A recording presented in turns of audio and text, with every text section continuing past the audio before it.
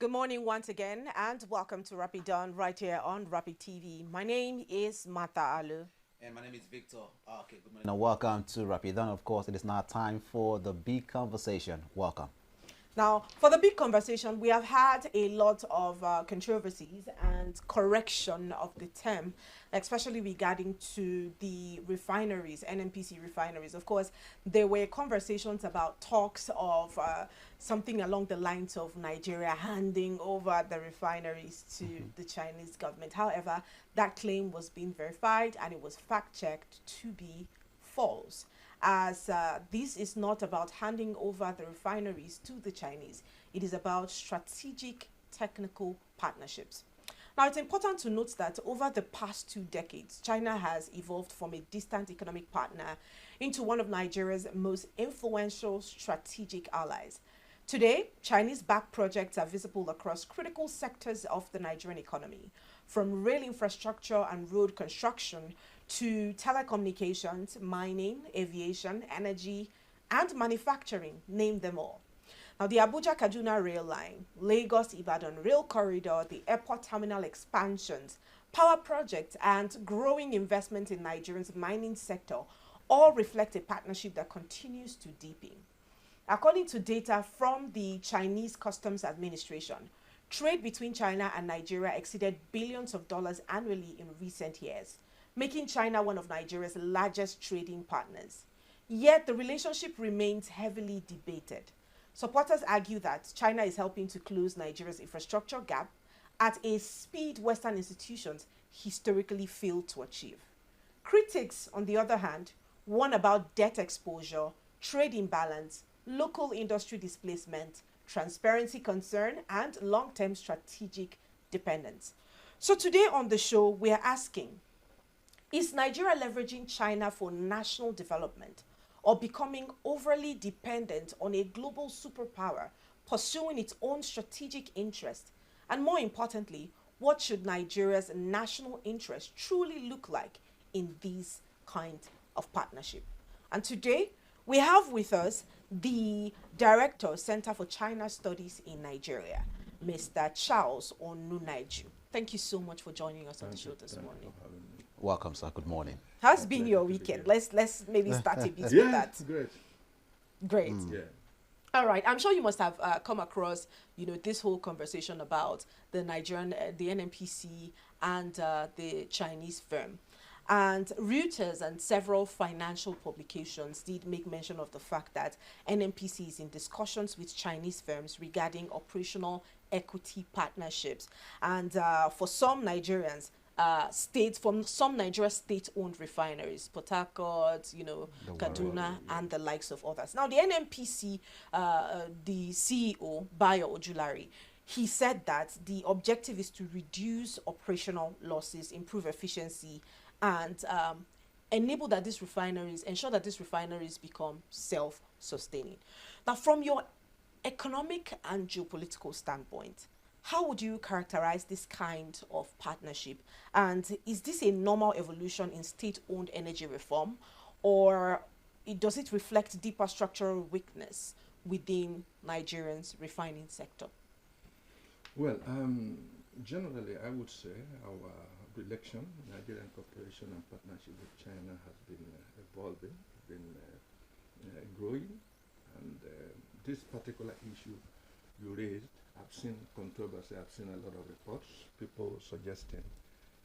By the way, let me be very clear, it's a private company, it's not a state company. State-owned company. The two companies, in Fujo and Xinjiang Chemicals, there have been very numerous questions about their capacity, technical competence, financial liquidity, and a whole range of things. It's not the first partnership of Nigeria and Chinese company. And I don't know the specific terms of the agreement or the memorandum of understanding. Yeah. But suffice it to say that everybody knows Nigerian refining sector or Nigerian oil sector has been a big problem. I remember in 2011, there was a proposal to build 4 green refineries by a Chinese company. It never took off the ground because I understand soon after the agreement was reached, some Nigerians asked for variations, and a whole range of vested interest popped up. Just like the Mambela power plant, which the Chinese has approved over 5.2 billion US dollars. And there are so much legal issues around it that the company that was designated to start the project has been around, but nothing could be done. So you see, the technical issues, this new one about NNPC, and you know, it's coming against the background of almost $2 billion US that was spent to have these refineries work. Right. You know, we had this magic of where a drop was shown up some few months ago, and that was the end of it. Nobody accounts for what happened to those billions of dollars. And now, so people's curiosity, people's concerns about the opacity of, especially the Nigerian oil sector, is long-standing. It's just one aspect. Like I said, I'm not privy to the specific details of all these things. What I've read in the media about the incompetency, the technical, lack of technical capacity by the company, liquidity issues and all that. Yeah, I think, but the truth remains, our relationship with China transcends beyond this. And while it is right for people to synchronize because of what has happened in the past, it is also to keep an open mind. And the NNPC director who has said this is strategic engagement, and he's looking forward to important partners. These are not new stories. Yes, so for people to doubt or to express concern is normal. But let us hope that this will be very good. This will be very important for Nigeria to have these things work, because it's lingered over a long time. So we cannot tell exactly. I am not in a position to denounce the arrangement. Neither can I say, oh, this is all what we need to have it working, because we have a whole range of engagement. And in most cases, from our side, you find shortcomings along the line. Along the line, people come up with vested interest, because if we don't deal with vested interest, it's not just with China. With every other country, we have vested interest that continue to undermine. No matter how genuine, no matter how strategic this partnership are, there is always vested interest. And if we don't deal with it, if we don't have the political will and courage to deal with vested interest, we continue to have opportunities slip by, whether with the Chinese, with the Brazilians, with the Turkish, or with any other country. All right. Yeah. Well, let's talk now about bilateral relations as well. You know, because we've seen that China has remained Nigeria's largest bilateral trading partner. This is according to recent data from both the National Bureau of Statistics and which states that Nigeria's total trade volume hit over 150 trillion naira just in 2025. But yet the country has recorded its largest trade deficit with China. Now, why has Nigeria actually struggled to achieve a more balanced trade relationship with China, despite the fact that we've had years of partnership with China? Yes, these are questions we should, because the issues we should raise with the Nigerian side, with the Nigerian relevant authorities, because our engagement has been an open bar. And let me tell you, very recently, as you may know, just on the 1st of May, China opened, or China formally announced zero tariff entry of all products coming from Africa, inclusive of Nigeria. But this is the simplest part. Let's be very honest about it. A whole range of other issues remain. You know, the question is, are we stepping up to engage these opportunities the way we should? I remember the AGOA, if you remember, African Growth and Opportunity Act, which the United States enacted in 2000, also to help with access to American market. What happened with Nigeria? Nigeria was about the least beneficiary of that process, because we have regulatory issues, we have a whole range of questions where Nigerian products were turned back at the port of entry on account of standardization and other issues. So we have a whole range of institutional questions to resolve. Regulatory authorities, how competent they are, how transparent they are. You know, how do we standardize our product? Because if we have access to Chinese market, by the way, that is the largest single market, 1.24 billion people. You know, Chinese households are looking forward to welcoming African products. We have quite a whole range of exotic ones. and a number of African countries already seizing the moment. I understand Kenya has exported their first avocado to China under the scheme of the zero tariff entry. South Africa, Rwanda, Malawi are all hitting the market, hitting the Chinese markets. And by the way, prior to this, on account of this so-called trade imbalance, since 2018, China institutionalized what they call African-China Economic and Trade Expo that is hosted in Chinese city of Shanghai every 2 years. The platform is generally to expose African product to the Chinese market, you know, and Nigeria has been invited all the time. But I've been to the platform about 2 times, and in Nigerian pavilion is the least visited because we have very little to show. We have very little to show at the pavilion. You know, sometimes China also have instituted a China Import Expo in Shanghai. Every 2 years, China asks the world, come and sell to us. We want to buy from you. And Nigeria has been constantly invited to this platform. I've also been to this expo about 3 times in Shanghai. Nigerian pavilion is about the most empty.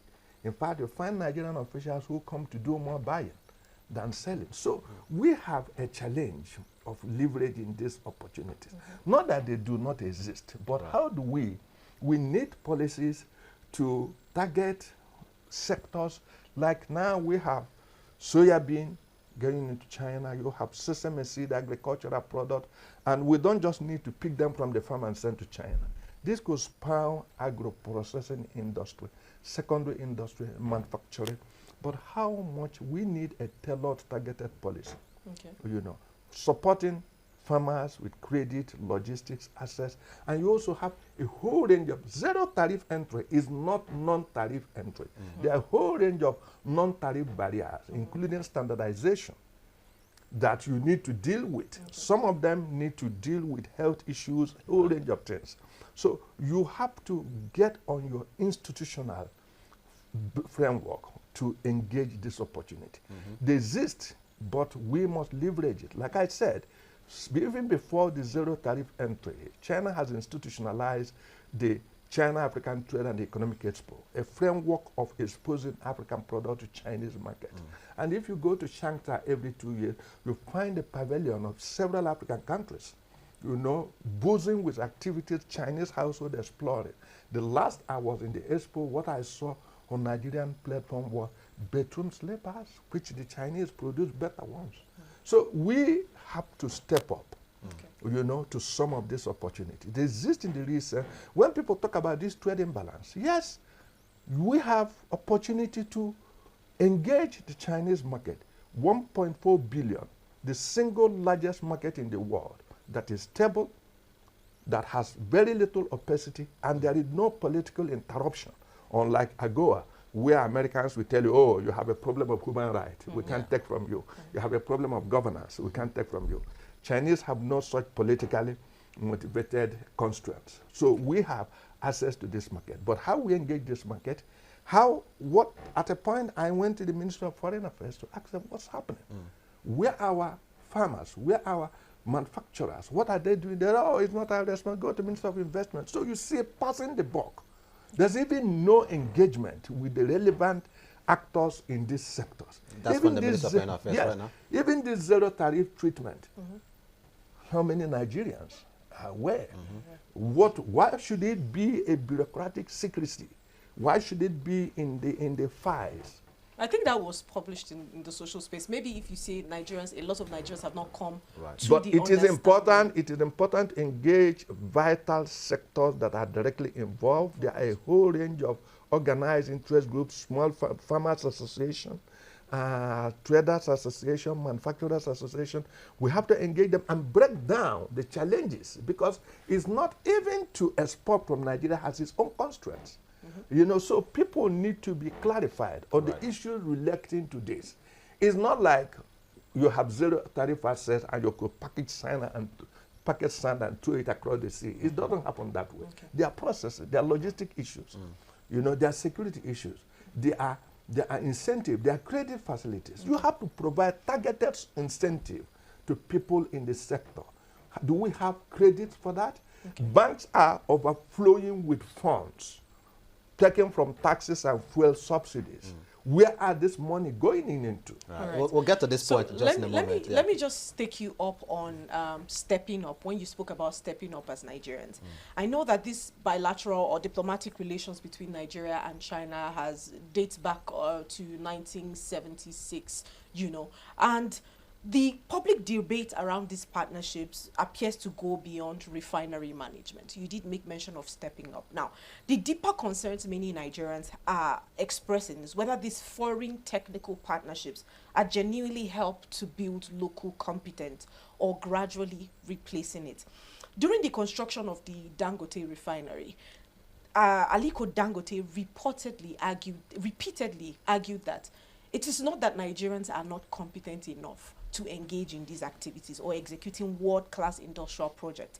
The problem is that they are not properly trained and exposed to world-class ways of doing things. Now, the idea of this partnership is this technical support or technical partnership between Nigeria and China. In your view, a partnership like this not supposed to come along the lines of sustainability? And I say sustainability in the sense that Nigerians are now being trained to better handle the matters of the refinery, because now we know that there is a skill gap, there is a knowledge gap, which we acknowledge that the Chinese government happen to have. So having a sustainable system, what do you think? Is it better bringing these people in to train Nigerians or letting them handle these projects themselves? What is a better option?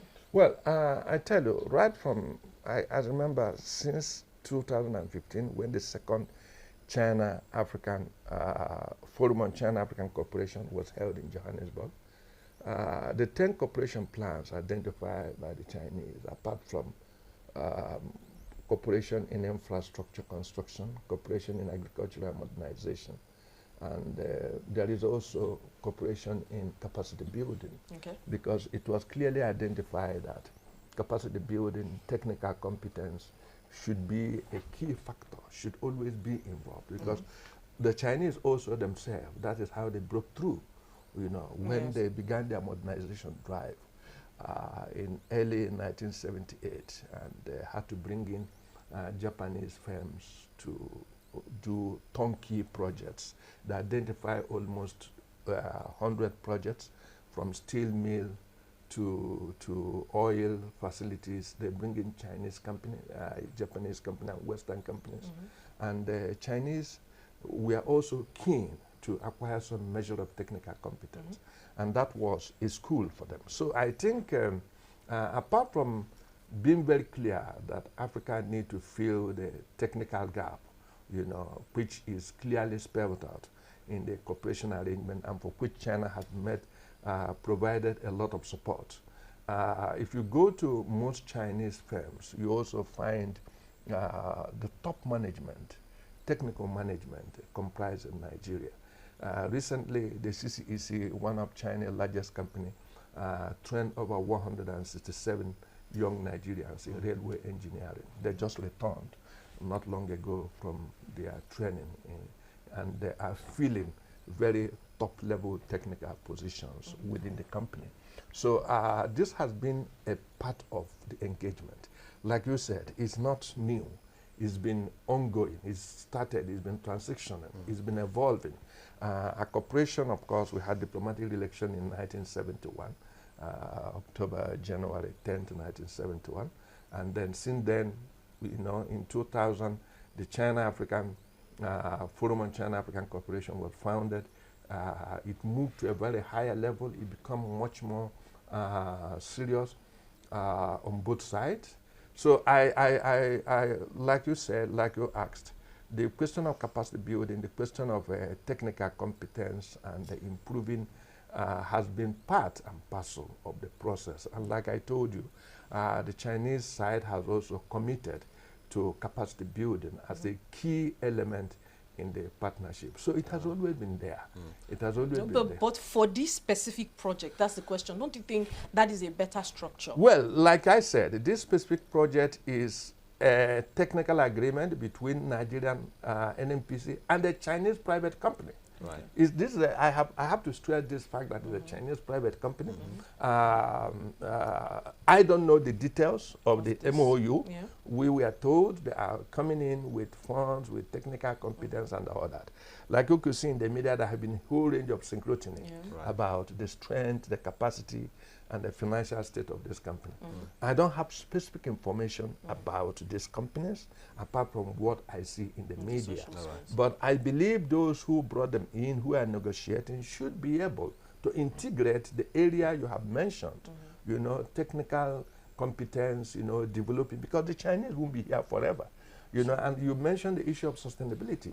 If you don't build in sustainability, and one area of building in sustainability is technical competence, you must have people who can who can competently step up even when the Chinese are gone. Okay. So this should be for our officials who are negotiating with Chinese companies, whether at government level or private level, should be mindful of the fact that we need that gap closed, so that one day we can take charge of our destiny, just like Chinese today have taken charge of their destiny. I've told you where they're coming from. I told you where they're coming from. They're coming from engaging the West in the late 70s, when they designated their modernization projects, major modernization project. Despite political differences with Japan, Japan was brought in.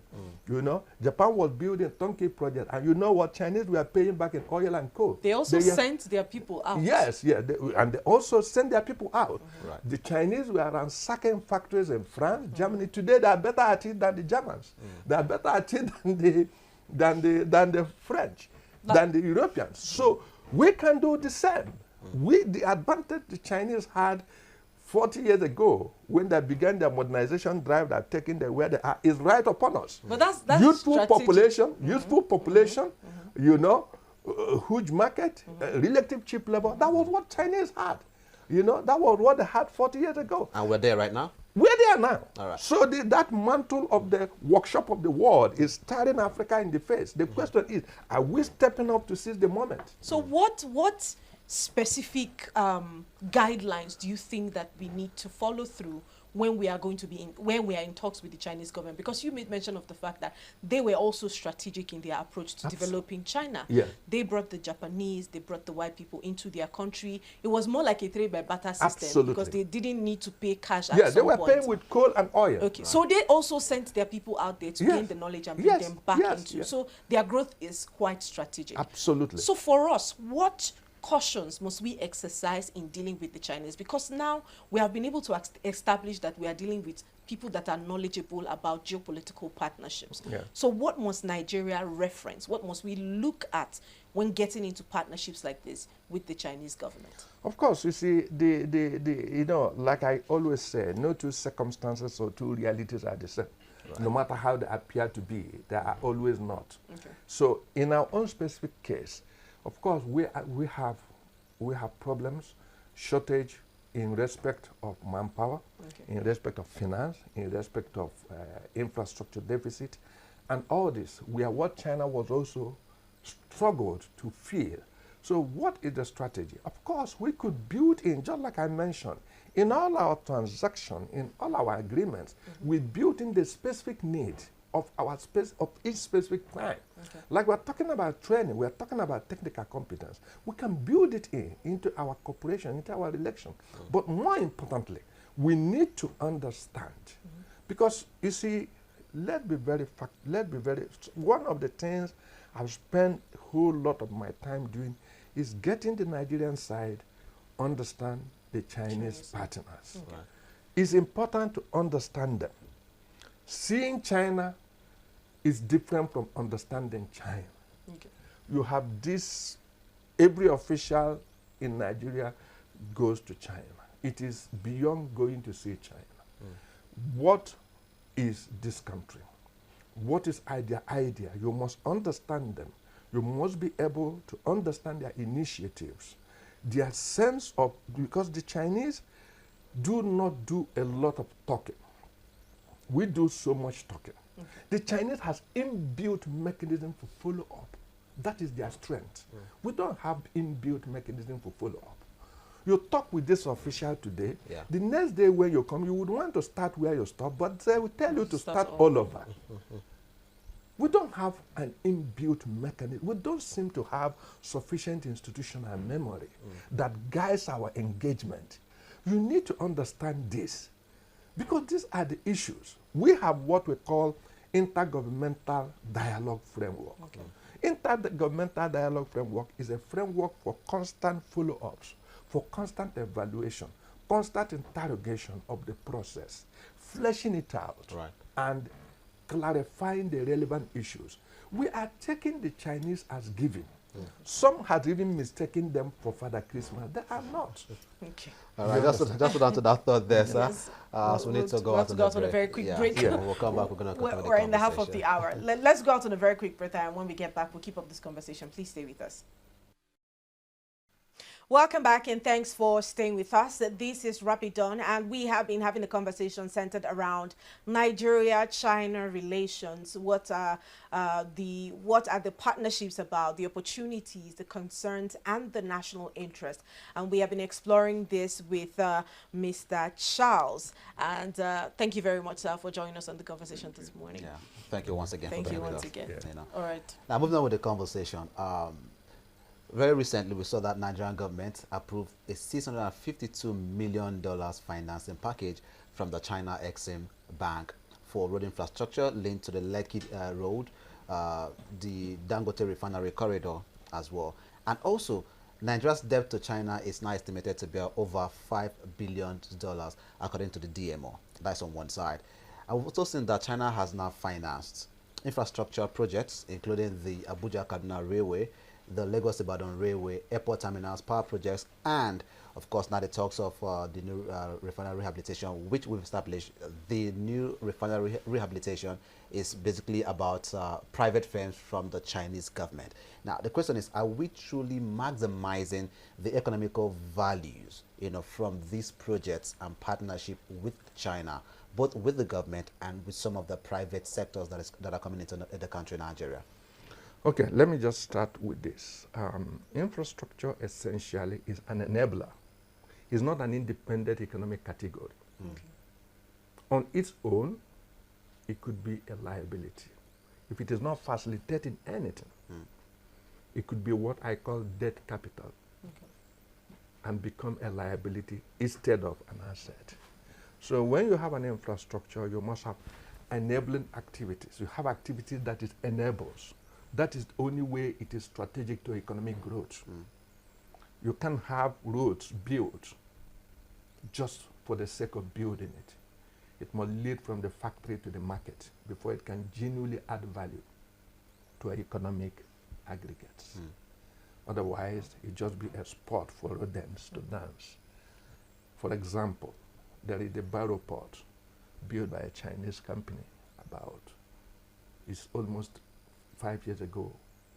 You go there now, it's a mortuary of metals because no ancillary roads, no subsisting infrastructure. If you have a port, you must have road networks. Okay. The sea was dredged to enable ship travel. But because of no ancillary networks, no ancillary facilities to make the port functional, the dredging has collapsed, the sand has returned, the port itself has collapsed. Like I told you, it's been taken over by birds and rodents. That is typical example of what happens to an infrastructure project not connected to activities and that are not linked up or that are not. So it costs almost 3 billion naira to build this infrastructure. I remember it was commissioned by the former president, who is now late, General Buhari. And that was the end of it. There is the city center rail from the city center to the airport for almost 500 million US dollars. Today is non-functional. Even the sleepers it's been stolen. We've not even bought the coach. So these are typical examples of infrastructure projects that become liabilities. on account of generating the necessary activities and building the relevant ancillary facilities to connect them. You can make it function. Just like you've spoken about Lekki Port, of course. Right. I've been there, I was there at the commissioning. It's a massive project, the best in West Africa. Is going to turn us into a hub, but no rail network. So I'm sure that is what they are realizing now, that despite the centrality of the port, if you have no ancillary facilities like road network, it becomes dysfunctional, and over time it becomes a liability. Okay. So are we creating, this is where government policy, this is where I'm talking about, we have to find a way, we have to do follow-up, we have to sometime, the Chinese in most of the loan projects, because there have been so much issues about this loan, in most cases it's concessional loans. In the Chinese bring 85% funding, and Nigeria is expected to bring a counterpart funding of 15%, just to give a sense of ownership. And in most cases, this is not forthcoming. The 15% it had to come. You know, it's had to come. So what I'm trying to say is, these infrastructure projects are very central to economic recovery. Right. Like I told you, that was the origin of China's modernization. Infrastructure, they identified critical ones, and they built ancillary projects to make it functional. And this is where they are. Some speak about Chinese miracle. It's not a miracle. It's a deliberate policy commitment. Okay, right. let's do a bit of expansion on that, because you made mention of Chinese bringing the 85%, Right. and Nigeria contributing 15. 15%, and the 15% is not forthcoming. And an example just came to mind. My colleague Victor made mention of the fact of the number of debts that Nigeria owes the Chinese government. And globally, there's been a global debate around the Chinese debt trap diplomacy. This is a growing concern. And the debt trap diplomacy is basically about extensive infrastructure financing, may create long-term strategic leverage over developing economies. And an example is the 85-15% that you have talked about. And every time conversations like this erupt in the social space, the example of Sri Lanka's Hambantota port comes up, to mind, where the port was leased out to a Chinese company for 99 years. And because of financial constraints, they were not able to recover it, and then China gained full ownership of that. So although some analysts are of the opinion, just like you have said, that it was a consensual agreement, and if you don't meet up to an agreement, there should be consequences, right? Now, you have made mention of the fact that in most cases, the 15% is not forthcoming when Nigeria enter into partnerships like this with the government. I remember one time we had a conversation about a toll gate here, I think the one that leads to Benue, Makurdi, Nasarawa State, where it is the same 85%, 15% that we have. And Nigeria has agreed that Chinese will mount the toll gate for a period of time to recover the money that they had spent. But we don't even have a timeline as to when that money will be recovered. Now, my question is, are these fears legitimate, or they are overstated? And what safeguards rather should Nigeria put in place when negotiating with China, following all of this knowledge about past incidents like the Hambantota port? Okay.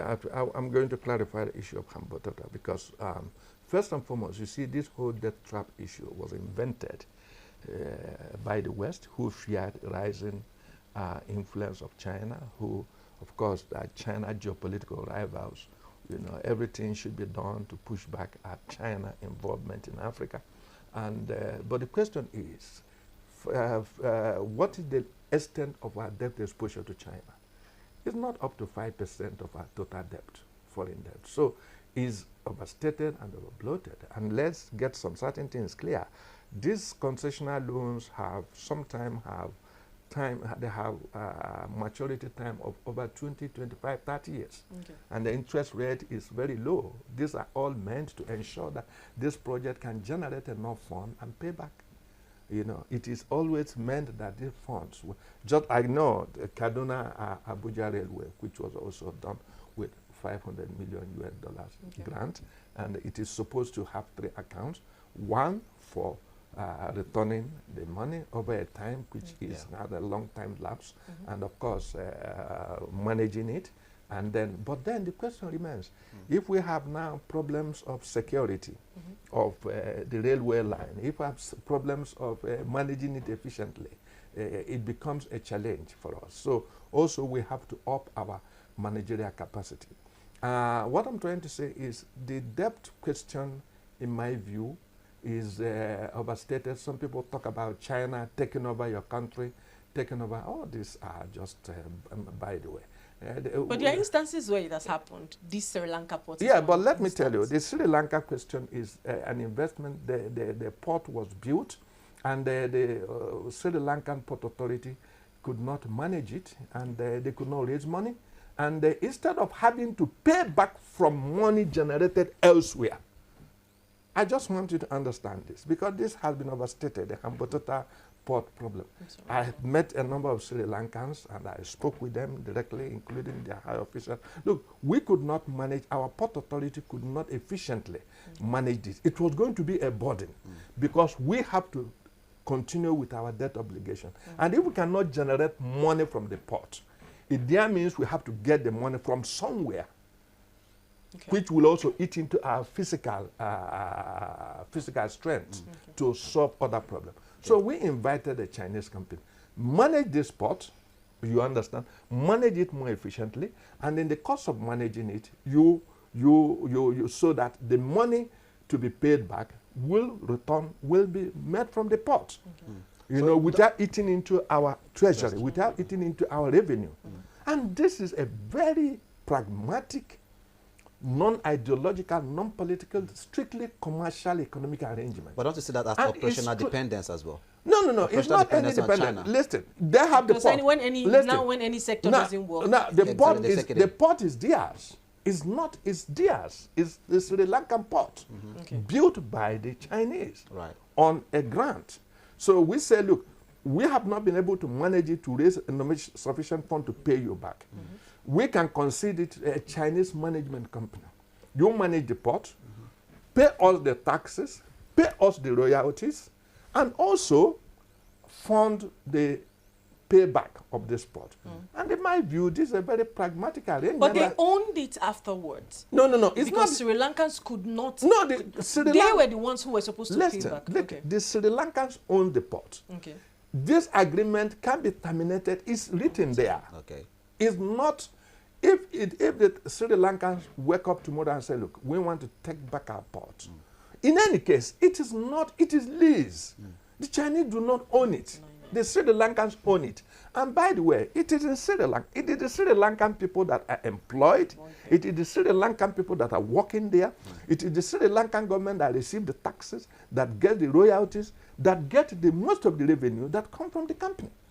So it is a very pragmatic arrangement that lifts the burden of repayment on the Sri Lankan treasury. Because like I told you, while they are unable to generate funds from managing the port, they will have to be compelled to take from somewhere else to pay back.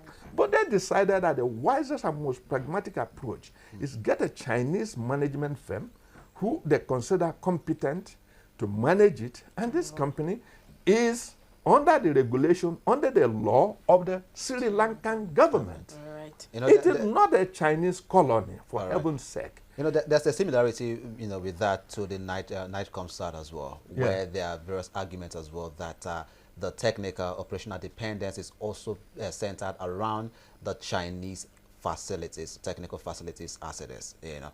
Of course, you've made a clarity on the Sri Lanka port and all of that. But let's come back to a little bit of some of the arguments as well that was seen, you know, by some analysts that currently Nigeria exports mostly crude oil and materials, while, you know, importing finished goods from China. We export and then we import more finished goods from China. Now, why has Nigeria struggled to build strong export-oriented manufacturing industries, despite the fact that we've had decades of partnership with China? Well, I think this question is because if you're talking about our economic strategy, like I've just told you about the Mambila power plant. Mambila power plant has been on the drawing line since 1971. That was when it was first conceived. I remember President Buhari visiting China in 2016, soon after the China-Africa second summit of China-Africa Economic Cooperation. He made a special case to the Chinese leader about energy challenges, power challenges. And I remember that President Xi made personal commitment to support Nigeria to build that 3,000 megawatts of power station, Mambela Power Plant, which would have contributed over 50% or 40% to Nigerian power need, which means if we have had that project completed, we would have gone quite a long way in our power generation. And what happens? $5.2 billion was approved by China Exim Bank to start the project. Soon after, a company from nowhere showed up, Sunrise Company. They went to court. From here, they went to Paris arbitration. Since then, the place have been mired in controversy. Just some few days ago, the former Minister of Power was convicted for stealing 33 billion naira. All right. So I want you to understand the challenges we have to deal with. You understand? Thank you, thank you.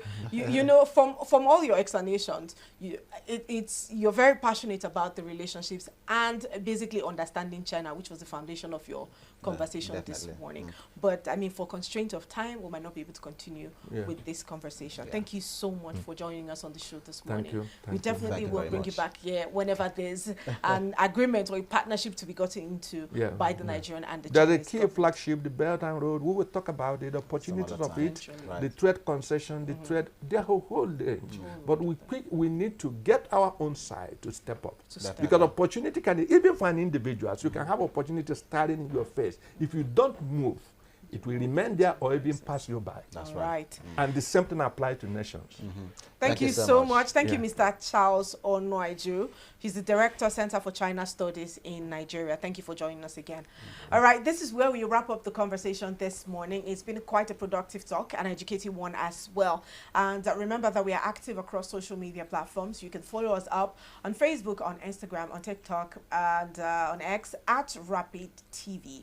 On YouTube, it is at Official Rapid TV. So when next you have someone who is a bit confused about the partnership that Nigeria and China got into as regards the NNPC refinery, please do share this link to them just so they understand better the intricacies of these kinds of partnerships.